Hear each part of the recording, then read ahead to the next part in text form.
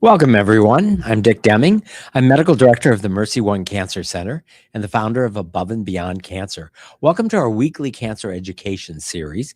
It's brought to you in part by a grant from the Iowa Oncology Society. And my guest this evening is Kim Harms. Welcome, Kim. Thanks for having me. Kim is a cancer survivor and an author, and her new book has just come out. Her book is Carried Through Cancer, 7 Days of Spiritual Strength from Cancer Fighters, Survivors, and Caregivers. And we're going to dive into that. But let's get to know you a little bit first. All right. So, where were you born, Kim? I was born in Britt, Iowa. Britt, Iowa. Small That's town. where the hobo It is capital the hobo of the United capital States. of the yes. Yes. Yes, it is. I grew up going to hobo days. It was a really cool thing to get hobo autographs. So yeah, that's where I grew up. And did you go to high school in Britt? Yes, I did. Grew up and graduated from West Hancock. We combined with another town, so West Hancock High School in Britt. Yep. How many were in your high school class? 70. I graduated with 70. Okay. And what was your claim to fame in high school? Claim to fame. Well, when you're in a small school, you can do all kinds of things. Mhm. And so I was in vocal music and on newspaper staff and yearbook staff and probably though track. That was my one thing. I'm not and was not very coordinated. So the sports that took coordination I couldn't do, but I could run, You could run. straight or And- around in a circle. And were you And a sprinter or I was distance? a sprinter. So And did yeah. you get to go to Drake relays or the state? I ran at meet? the state meet my junior and All senior right, year. good. So yeah, so that was probably my best memories from high school. And knowing that you are a writer and turned out to be an author, did you get an appreciation for writing while you're in high school? I did. I didn't know for sure that was what I was going to do, but I was on newspaper staff. And Mhm. if I remember right, I think I was one of the editors my senior year. I'm trying to remember if I was for sure, but yeah, so I did some writing. Do you in high school. remember an article you wrote for the high school paper? Oh no, You don't I can't remember anything I Okay. wrote for the high school paper. Okay. I wrote then when I went to Iowa State, I wrote for the Iowa State Daily. Okay. Um, What was when you started And- college at Iowa State? What was your first major? my first major was elementary education. Okay. And then what did you end up? I majoring ended in? up majoring in English literary studies, and then I minored in journalism. Yeah, so I was in elementary education for 2 years, and at the end of my second year, my first day in a classroom, I went home and went back to my dorm and called my mom and said, "I can't be a teacher. I don't want to be a teacher." And so, the day in the classroom was all it Okay. took, and I changed my major. And you said you were on the staff of the newspaper at Iowa State. Yes. So do you remember any particular Um, article any or particular- piece of journalism you did at Iowa State? I covered events and things they would assign me to go to. So I don't think I had any great fancy stories. big but just, investigative journalism No, about- just kind of Okay. whatever was going on campus that they'd send me to cover. So What was your first job out of college? my first job out of college, I actually worked as a secretary. My husband, we're the same age, but it took him a little bit longer to go through school. So I took a job that I could get there because I knew we were staying locally, so that I could put him Ames? through the rest of his schooling. Yes, in Ames. But then after about a year of that, I started working for the Nevada Journal Oh, okay. newspaper, which I did until our first son was born, and then I stayed home. I was a stay-at-home mom for. So what was 11 years. the biggest story you covered in the Nevada newspaper? Nevada, what is the biggest story I covered there? I don't know the biggest, but I will say the one that made me the most nervous was once I had to cover a wrestling meet for the sports guy because he couldn't be there, and I'm not a sports writer.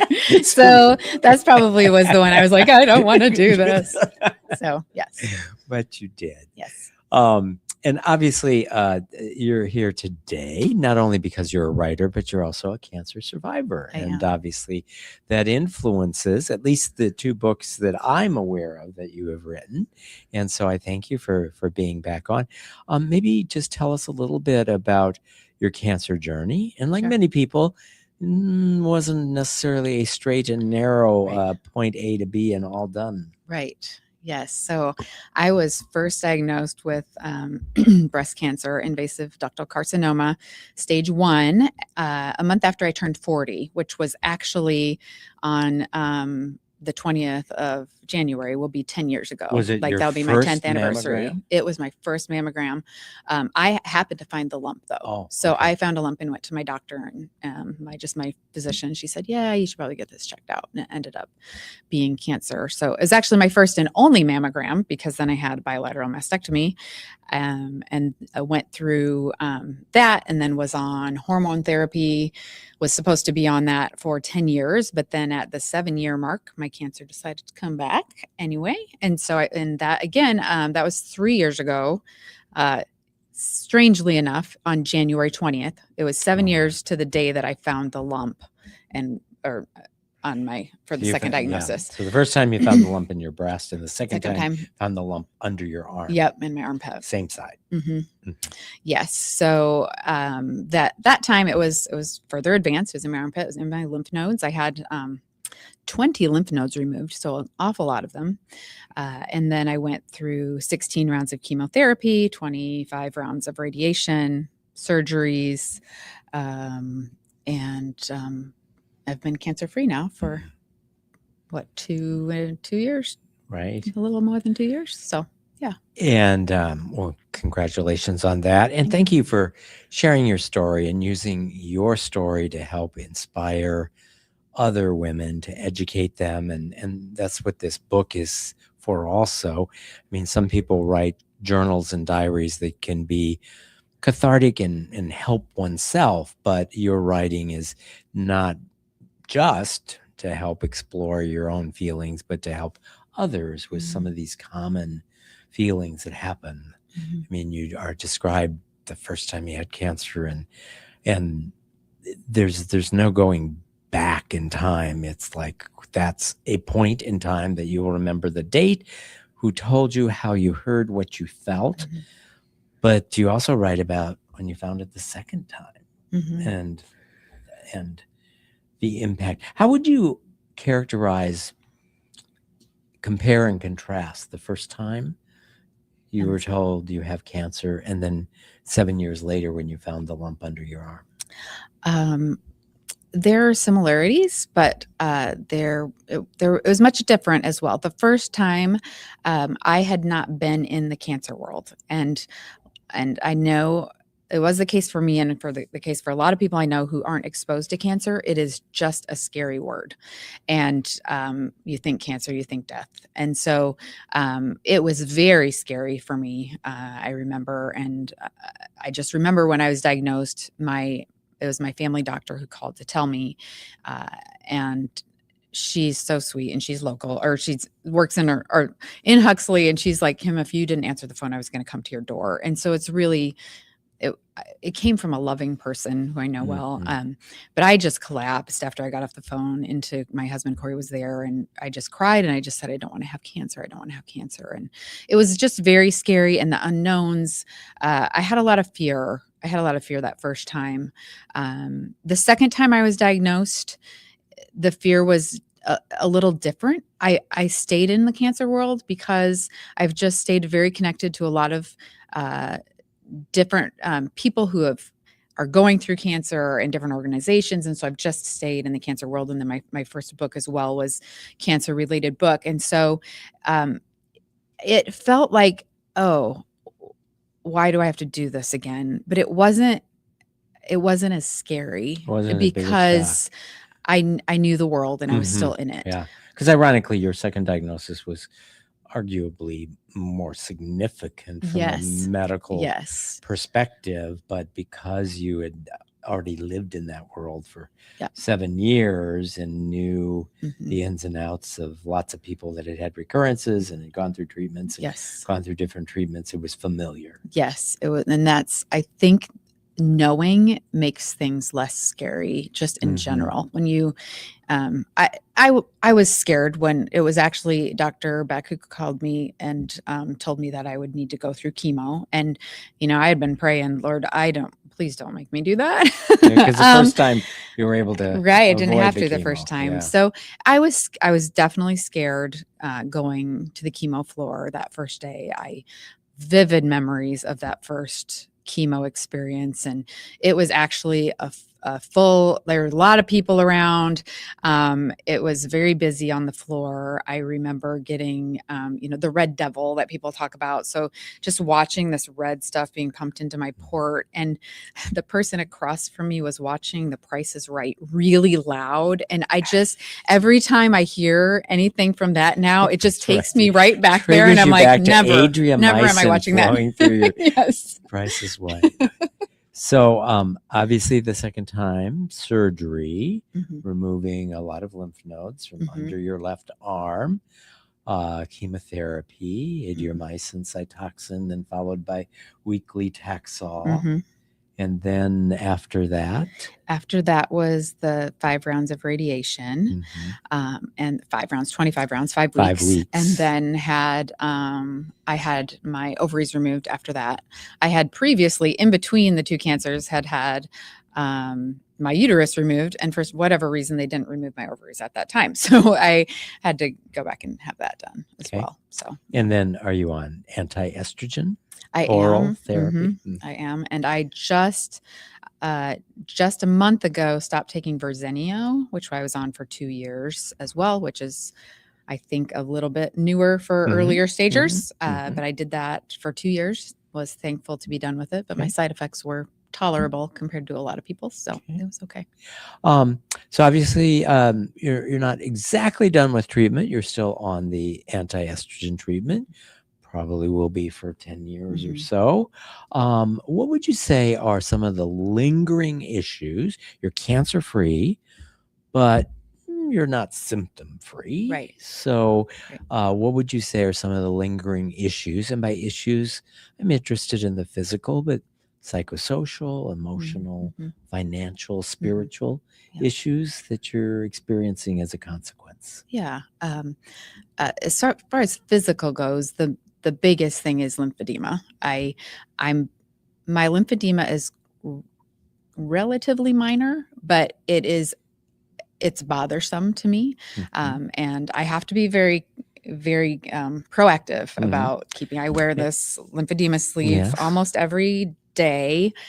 Some days I don't, because I just can't get myself to do it. And then I have a pump that I sit in every night for an hour. And describe for people who don't know what a pump is. So it's a compression pump, and mine is like basically a jacket that I put on with a sleeve. My arm is like out like this, and it just it pumps like up my arm and down my torso, compresses. Yeah, brings all the fluid back to the center of your body. So I do that almost every night. And it's just the left arm? That's just the left arm. So that's that gets old sometimes, but it's worth it to feel okay. I stand on a vibration plate. I do a lot of things just to try to stay on top of that. So that physically, that's probably the biggest thing. I do still have some brain fog, which, and maybe that's just me at this point. I don't know how, when it, like, maybe it's not chemo related anymore, but I do have sometimes a hard time keeping track of things, like a schedule and things, and being, I have to be pretty diligent to keep track of some things. So, and whether that's cancer related or not, I'm not 100% sure at this point. How about peripheral neuropathy? I do not have any of that. Good. I did wear the ice mittens and booties through chemo.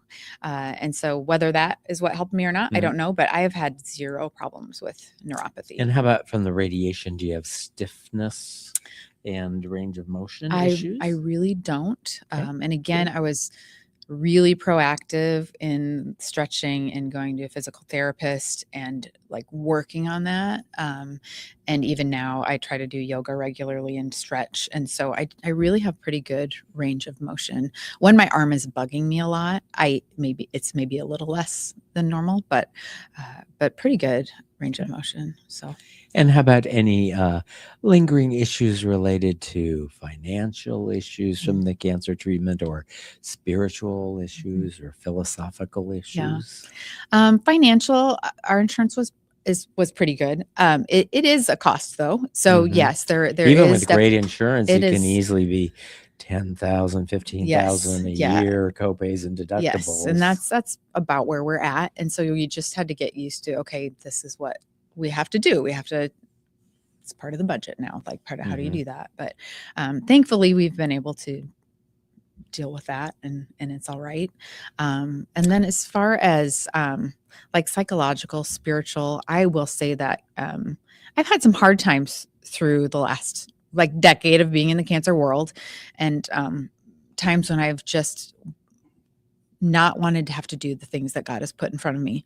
But I will also say I have my faith has grown so much because uh, I've been forced to do things I don't think I can do, and that's when I lean in to God. That's when I'm praying, Lord, I can't do this. I need you to do this with me, for me, through me, because I can't. And then to see him come alongside and answer some of the prayers for scary things is just a pretty cool thing. And so through cancer, my faith has definitely grown. Strengthened. But if from our conversations, you had a pretty good, strong faith before I cancer. did. Yep. Yes. Yep. And if anything, cancer made that even stronger. Yes. Mhm. Yeah, I would agree with that Okay. for sure. So Yeah. Well, this book, Carried Through Cancer, is 70 days of spiritual strength. And so it's organized with like 7 little short stories, if you will. And some of them are your stories, but in this book, you're not just telling your story.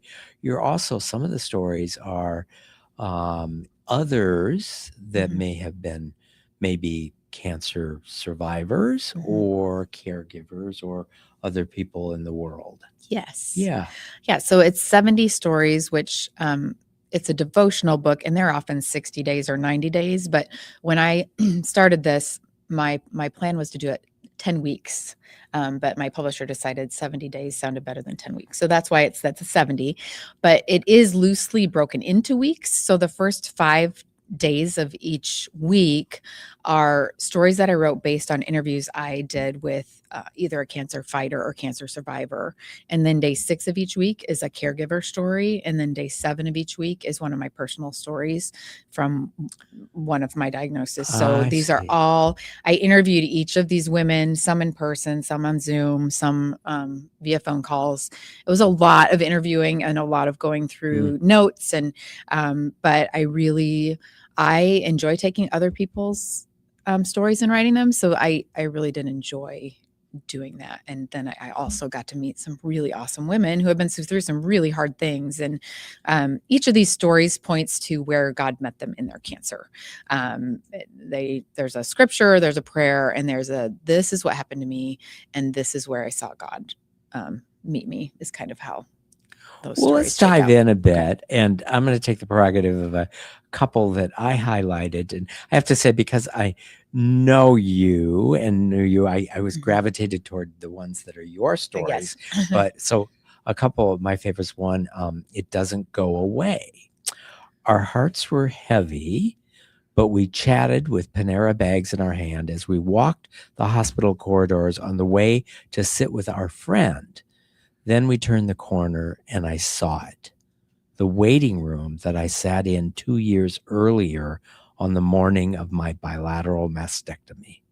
The hospital is so expansive and confusing that I didn't anticipate my long trek through the corridors was leading me back to this place. I saw the reception desk. Deep breath. I saw an open door to an office where Corey and I talked with someone about something I don't even remember in the early morning hours of February 25th, 2016. Deep breath. I turned my head to the right and saw the chairs where we waited for a nurse to admit us to a prep room. Deep breath. Pause. Stop. Tears. And then you write, I'm healed and I'm nearly free of cancer. I'm blessed beyond all I could ask or imagine. I write, I go to football games, I read, I hang out with my friends, I watch Parks and Rec with my reruns with my hubby. I'm content, I'm happy, but cancer is still there. It comes back on anniversaries of hard days. It comes back in memories. It comes back when a friend is diagnosed, and it comes back when I turn a corner in the hospital corridor and I'm gut punched with a view of the last public place I sat with my God-given breasts. So those triggering phenomenon, you think that you're done, you're cancer-free, I've got this, and then just out of the blue, these feelings can be triggered up. Yeah, it is. It's kind of crazy that it can just hit you like that. But I remember I actually started hyperventilating and crying, and I had to sit and I had my friend whose husband was just going in for his cancer surgery like around the corner. And I'm like, I can't let her see me like this. So I had to sit for a while and compose myself. And I did, and I calmed down, and it ended up being okay. But yeah, it just, you don't know when it's going to hit you. And then tell us like the moral of the story, how this particular story, then how do you tie it into spiritual growth? Oh yeah. So I was able to go still sit with my friend, and it was okay. And we did okay. And post-cancer allowed me to sit with my friend, because pre-cancer Kim would not have gone to that hospital. Cancer was scary, and cancer. You might have made a casserole. I might have made a casserole, but you weren't going to go sit in. I wasn't going to sit the with waiting her, room right? At the surgery center, because I wouldn't have known what to say, and I would have felt uncomfortable, and my tendency would have been to just back away. I will do the easy thing, but because I'd been through it, it just gave me such a different perspective. And I knew what I needed as I went through cancer. And I also knew this is part of life. Like, people get cancer. And because I'd been through it, I was in a place where I could encourage her and I could comfort her. And she knew I'd been through it. And so she could relax with me, because she's like, oh, Kim has done this. You Kim had wisdom and street credibility. Yeah. Yeah. So definitely that one was, God used my cancer to grow me in a way where I could help others in a way I couldn't before. Okay. So now let me turn it over to you. Pick one of the stories of someone else that you would like to share with us. Let me see. Read. I was just looking at these before I came. I think it's 58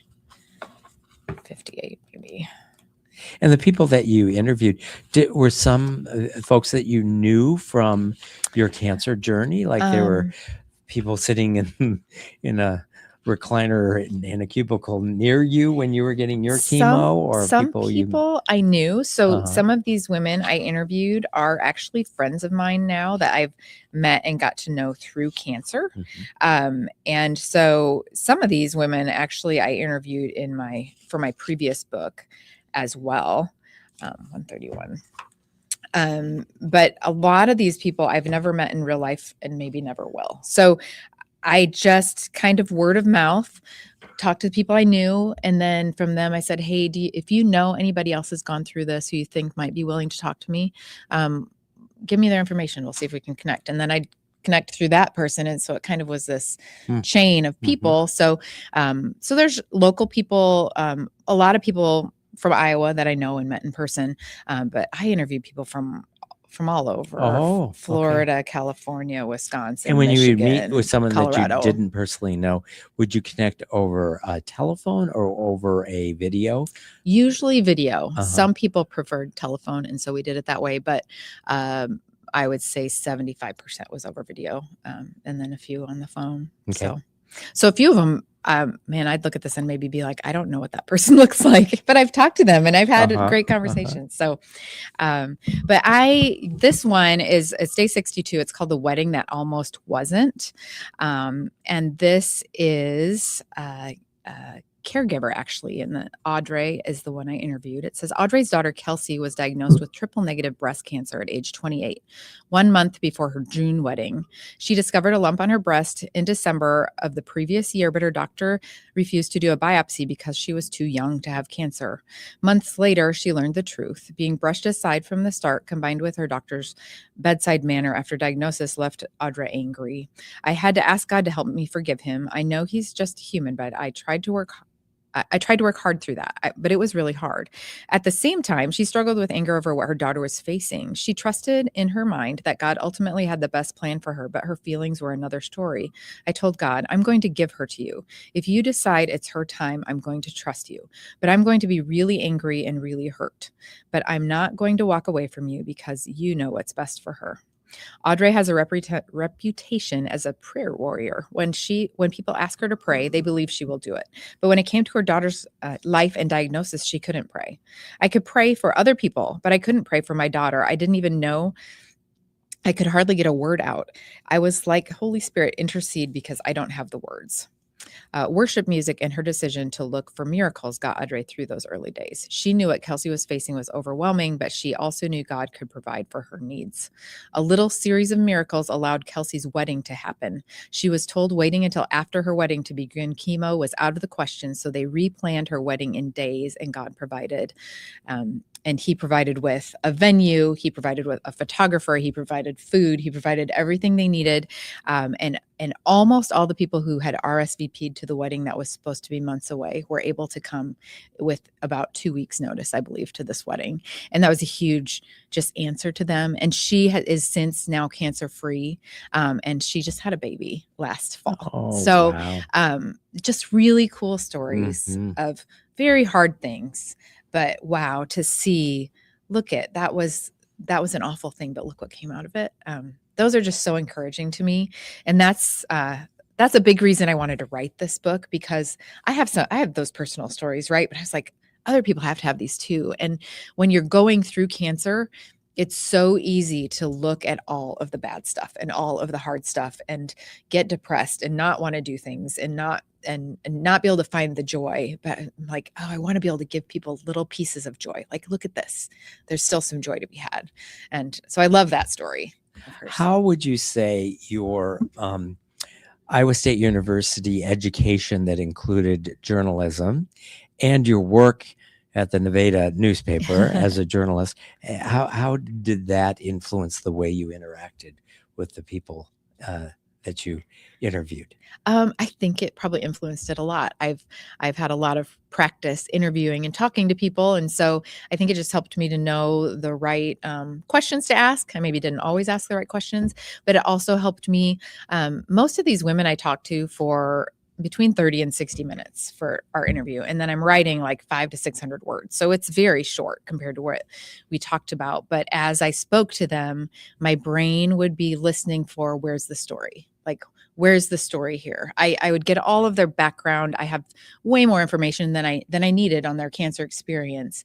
And then talk about their life. And just in that, usually sometime during that interview, I'm like, what she just said, that's where we're going. That's where the story's going. So a lot of great writing is really great editing. Yes. Oh, yes.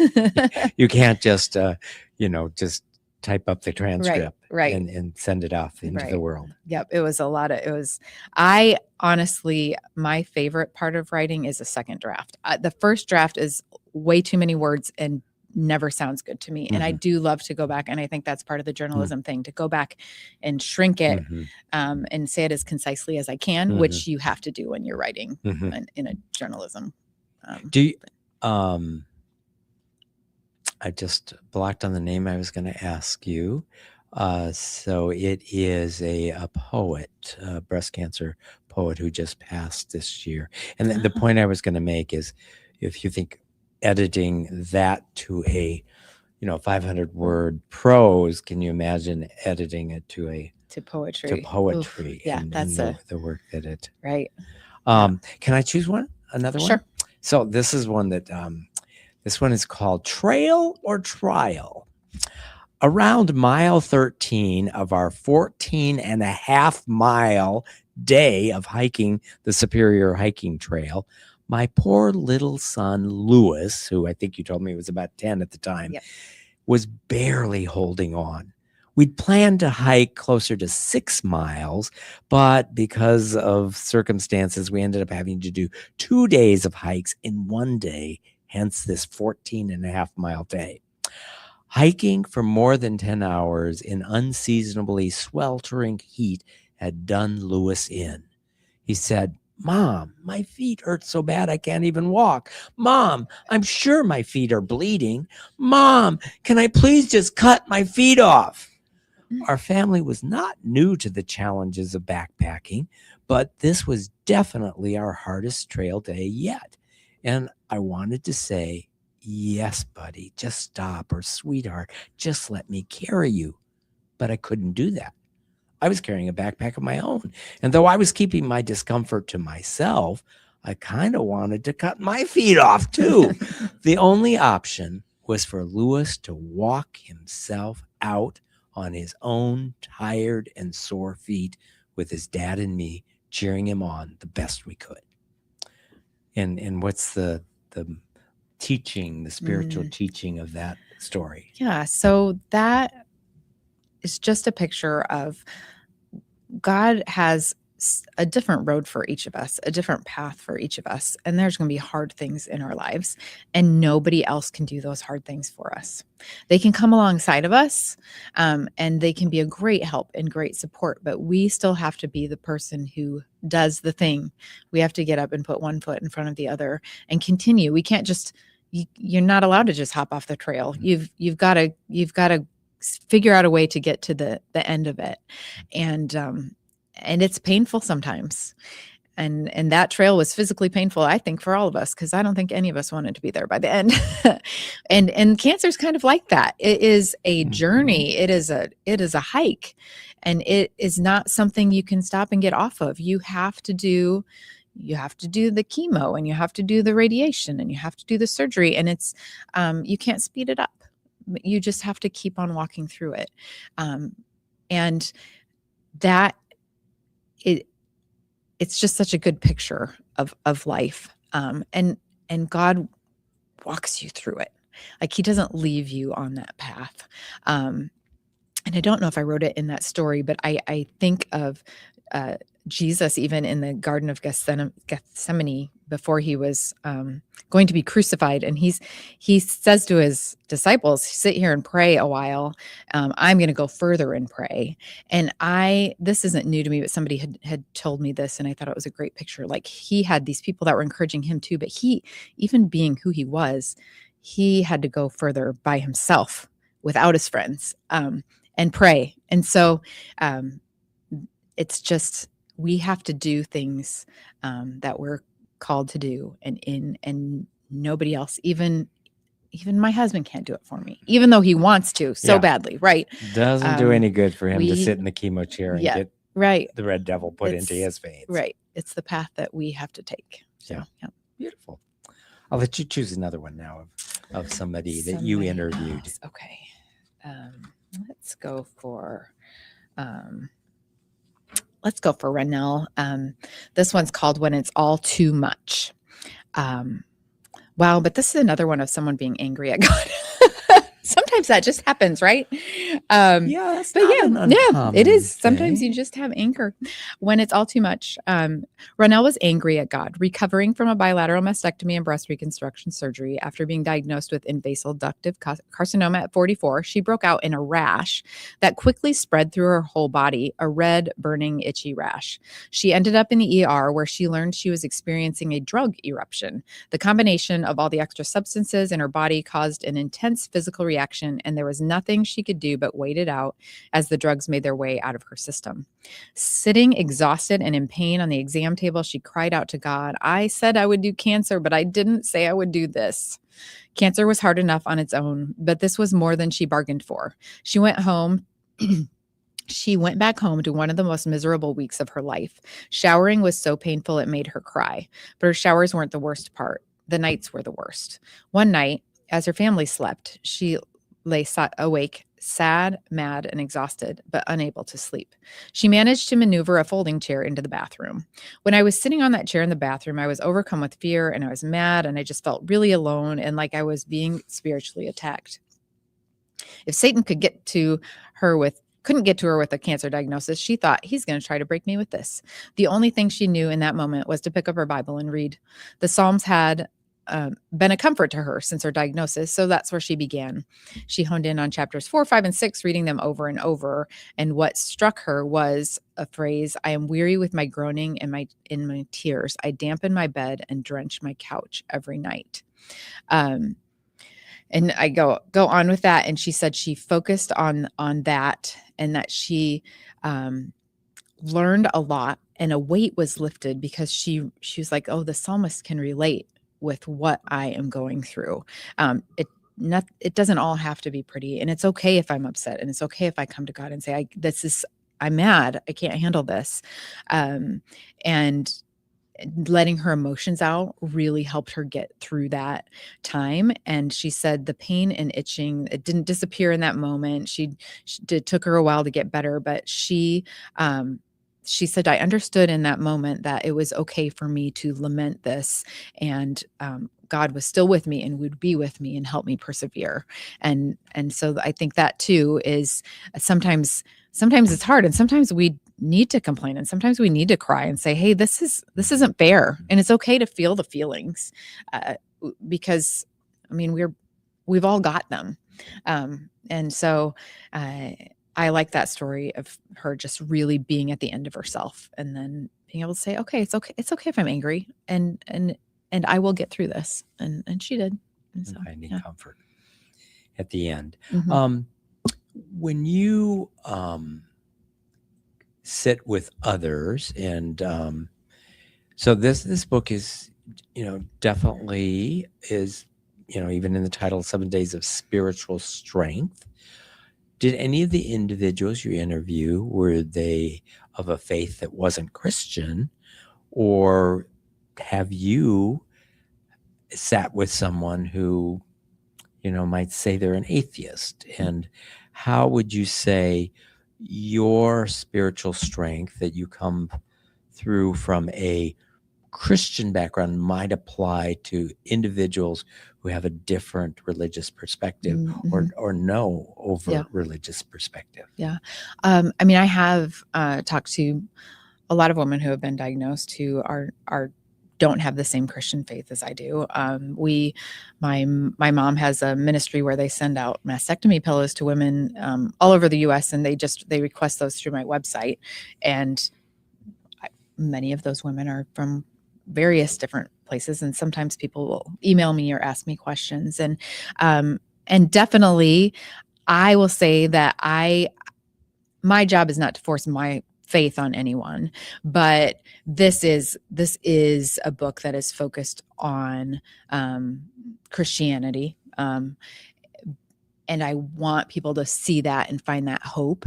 But not everybody will, and people will have different faiths and different perspectives, and I will try to love them and encourage them as well. But there will be a difference in that, because what I have is not what they have. So there's a little bit of a divide there, just from different faiths, Mm-hmm. right? But, yeah. Okay. Do you have a third book that's up here, or on pages at home? I've had some thoughts go through my head. I know that I'm pretty confident there will be a third book. I don't know exactly what it will be at the moment. But yeah, hopefully in the next year or so We're going to open up for questions, but before we do, where would individuals be able to find this book? It is available anywhere you'd buy your books online. So any bookstore online or Amazon online. It's in some Barnes and Noble stores. I don't know which ones it's in. My website is kimharms.com, and you can order a signed one through there. But really, anywhere you find books, you should be able to find it. Great. And the easy website to remember, kimharms.com. Yes. And actually, I forget, but to say this sometimes, but my publisher created a website too. It's called carriedthroughcancer.com. And you can read an excerpt there. And there's some other information on there, and that will take you to purchase too. So great. So we're going to open up for questions. If you're watching us online this evening, you can put your questions in the comments section of the software that you're using to watch us. But we're going to let those of our live studio audience get first shot at questions. Poon, you're up first. Hi, Kim. You mentioned your lymphedema. Mm-hmm. Have you noticed with your diet, if you eat certain things like too much sweets or too much sodium, does it affect you?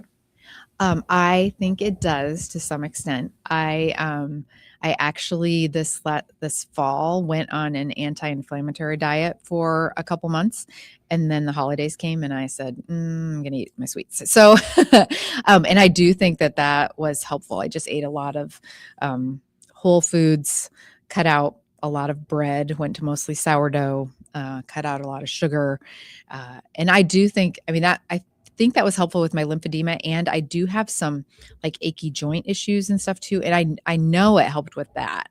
So yeah, I don't know a lot about diet, but I do know that like when I do work on eating better, it does help me. So great. Thank you. Mm-hmm. Angelina? Hi. I love poetry. I love those kinds of creative writing. And then I met with a music therapist, and I took what I wrote in poems and writing, and she helped condense it in a lyrical form, which was like, oh, why are we taking some words that I have there? But it had the same meaning and all that. And I think it's really great that you can do that. And it sounds like there was probably a lot of elaborate stories that you had to really condense. Mm-hmm. How did the people that you interviewed feel about that? I mean, obviously they had a proofread. Yes. How did they feel about that? Before anything went to press, each person I interviewed, I sent what was going, and I asked them, first of all, did I make any errors? And, just some of the specifics of diagnoses and things like that. And then I said, do you feel like I represented you well? Because I didn't want to not represent someone well. And I went into the interviews them knowing that there's going to be a very short story. There was one story that I did almost a full rewrite on, but most of the rest of them were I didn't make too many changes, and I said I'm not going to put anything out there until you've read it and said, okay, this is me, and I agree with that. So in Kim, in each story you start with a first name. Yes. Did you change the first name and on all of them? Are some the real first name, or most of them are? All but one. All but one allowed you to use the real first name. All but one allowed me to use the real first name. Okay. Mm-hmm. So yeah. Gary. When you look at you, I go, you look just exactly like a normal person, and you just wouldn't recognize that, the struggles, that people actually do go through, and just how they are able to do that. And I assume that this has also affected your family quite a bit. Oh, yeah. Yeah. And I kind of assume your husband was your caregiver, and how that affected him. How do you think he felt? And you going through helping you as you went through your cancer journey? It was really hard for him. And I think in some ways harder for him than for me, not in everything, but he wanted to take it and he wanted to fix it and he couldn't, and he would have loved to have gone through chemo for me if he could, and he couldn't. And so I think that feeling of helplessness was very hard for him. I will say also something that I noticed was hard and can be hard is that all the attention is on me, and he was working very hard to take care of me. And I think it leads to an exhaustion, and people don't think about that person as much. Not that he didn't like sharing with people how I was doing, because people would always ask, okay, how's Kim doing? What's going on? But I think people rarely asked him, how are you doing? And I have tried to take that in my mind to know that those caregivers, they need people to say, how are you doing? Can I do something for you? So it was hard for him. He was a great caregiver. But yeah, I know it was very hard both times. So Kim, you dedicate the book to Corey. I Yes. love the sweet dedication. I love you and I like you. Yes. If I'm correct, every one of these 70 chapters are women. Yes, it's all. So Corey couldn't be a chapter. He couldn't be a chapter. No. So if you did do a chapter on Corey, what would that look like? What would that look like? Oh, that's a good question. I'm not prepared for that one. I think it would be, like I've said, about showing that person support. I'm trying to think of a story with him. I know that when I was first diagnosed, the fear that I had was similar to the fear he had. And I know that he was scared of losing me. And I might go that direction with it, because it's like when it's you and it's your life you're fighting for, it's a little different than the person thinking, oh my goodness, I am at the first time when I was diagnosed, I am 40 and there's a potential I could live without my wife. I think that was scary for him. And so maybe going somewhere that direction. And Like, how raise do you deal 3 with that? boys How do I raise these kids? without a mom? And, yeah. Mhm. Yeah. And kind of follow on, do you think perhaps a book might be there to express the effects of what happened, how it affects a caregiver, Mhm. having to be a caregiver, and how to be able to, go through and, being the person that is behind the scenes, Mhm. taking care of a person. Yeah, I think that would be a great book. I don't know if it'll be one I write or not, but I think that it's needed, because I do think that, yeah, like you say, caregivers get overlooked, and it's a tough job. George, do we have any questions from our streaming guests? No, we got a lot of smiley faces and hearts and that type of thing, so people appreciate the comments. I have a question though, and it has, maybe the doc can answer this from a statistical perspective, but you've already had one reoccurrence. Mhm. Does that make you less likely to have another, or more likely, or it isn't related at all? I don't know exactly how more likely I am, but I know I'm more likely. And because of that, I was put on a new drug that I talked about at the beginning called Verzenio for 2 years. Because, and you can say this, but I think once you've had cancer more than once, your likelihood, it's just increased to some extent. Mhm. Yep, I would agree with that. It's still highly likely that you are cured and it won't come back, but it is true that once it comes back once, statistically speaking, it's a higher chance than somebody who has been treated and has not had a recurrence. Yes. And does that cause any sleepless nights for you? I know you mentioned sleep and one of the stories there and how significant and important that is. Do you have any particular insight on that? Unless people have laid awake at night with the stress and trauma and the pain and all that type of thing alone, because when you're the only person in the house that's awake, you're alone. Yeah. So the sleep after my first diagnosis was very hard. I really had a hard time with that. The second time, not as much. And now I don't know if it's God just being gracious to me or if I'm just be able to put it out of my mind, but I don't lose sleep thinking about cancer. I do know it can come back, but I've learned, like, okay, I'm here today. Like, I've got today, and I try to live like that. That I might know somebody who gets hit by a car tomorrow, and I might I'll still be here, right? Because I don't know how many days I have. So I actually don't lose sleep over that. I will say that during chemo, our middle son got very, very sick, and we didn't know what was wrong with him. And so I was in the middle of chemo. We're in and out of the doctor. He keeps losing weight. It was horrible. And I lost a lot of sleep over that, but wasn't my cancer. In fact, I had a friend who took me to many of my chemo treatments, and she texted me one day and said, "Hey Kim, what time should I pick you up tomorrow?" And I texted her back and said, "What are we doing? I don't know what we got planned tomorrow." And she texted me and said, "Kim, you've got chemo." So I was so involved in my Focused on your son. son's I health. I forgot about Mhm. myself. And so I will say I've lost sleep over my kids, but cancer, I for whatever reason, sometimes it does sneak up on me, but for the most part, I do pretty well with it. So last question for me, because of your journalism background, are you investigating the why of this? I mean, why did you get cancer? Was it in your genes? Was it in your water? Was it in your air? Or did you, because of your faith, just leave that part of it with God?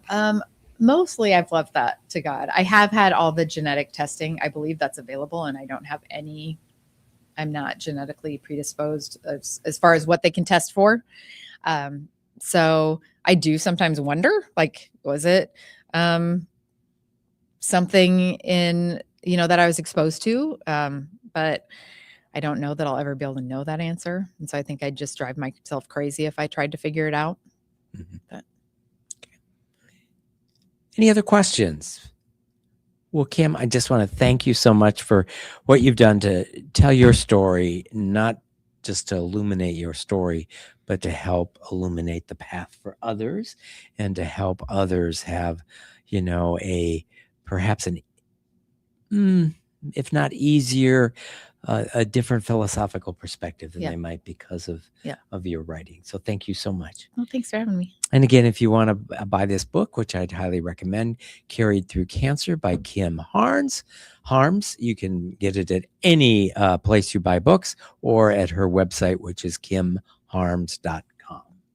For those of you watching tonight, if you know someone that would benefit by watching this program, good news is this program is going to be available on demand beginning tomorrow at the Above and Beyond Cancer YouTube channel and the Mercy Cancer Center website. I hope you'll join us again next week. Thanks, everyone.